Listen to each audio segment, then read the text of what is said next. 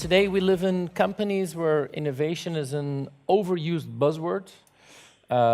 It's not about innovation. I think it's about the agility and the capability and the willingness to change. And the question is very simple. Do you work in an organization that is really willing to change? This is my set of ingredients for the next couple of years. It's platforms, it's information, it's intelligence and automation. That's a very powerful cocktail if you think about it. This is a sad slide. What you see is digital unicorns in the US environment, in the Asian environment, and Europe at this moment isn't doing enough to really make the difference in digital. We have to make sure that we actually catch our game. The IT department of the old normal was a big T, a big technology, and a small I. The IT department of the next generation, the new normal, is a big I of information and a very small T. But most companies are still trying to digitize. They're trying to capture information and turn it into value.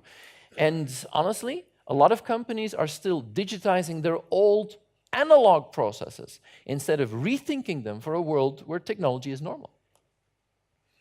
It's difficult. Big data is not about technology. Big data is a combination of technology and psychology.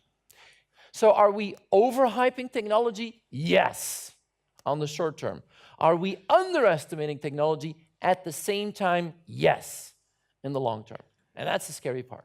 Many of you work in IT. What does it mean for IT? IT was very simple in the old days. It was classic IT. It was on-premise, and it was long cycles. And then digital came along, and digital changed everything. Digital was a difficult thing for IT, because all of a sudden it had to go much faster. And that whole idea, do you build in digital, or is it bolted on top? Is it ingebouwd, or is it er bovenop geplakt?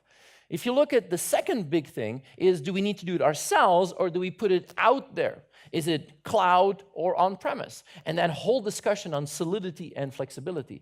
I believe we're getting to a fourth phase where we're going to see speed and the network become important, where network logic is going to play a hugely important role. Those are big changes for IT.